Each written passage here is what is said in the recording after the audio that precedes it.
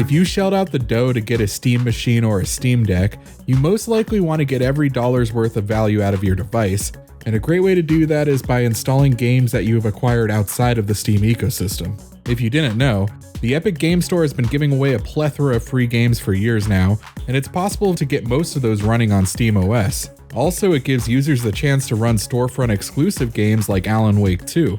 If the recent news has inspired you to start a DRM-free digital game collection, you might find a lot of value installing GOG games onto your device as well. In this video, we'll give you a detailed guide on how to install Epic and GOG games onto your Steam machine or Steam Deck.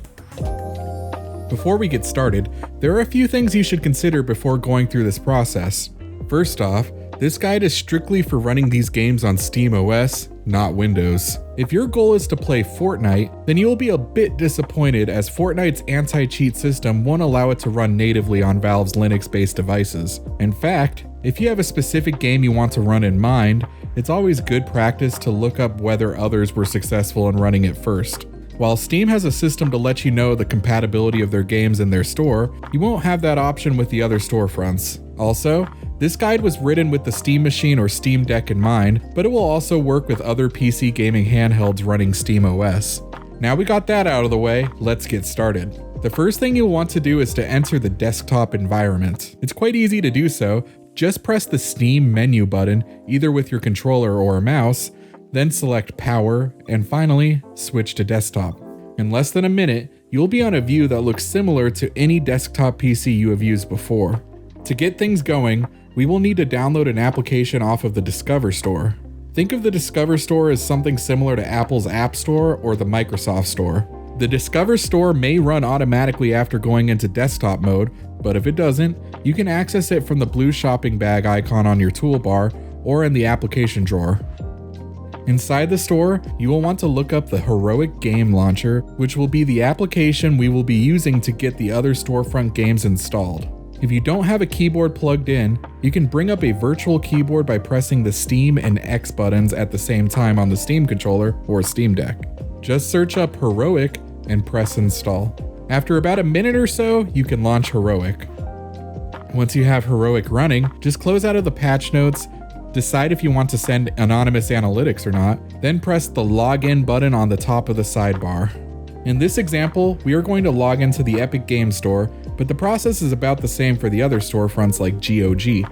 Just note, it's safe to log into your accounts here, as you are actually logging in through the official storefront page through a browser. Heroic doesn't retain your password information at all, and only keeps an authentication token granting you access to your content.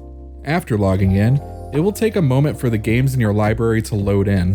While working on that, you should navigate to the Wine Manager option on the sidebar. In this window, we will see various versions of Proton we can install.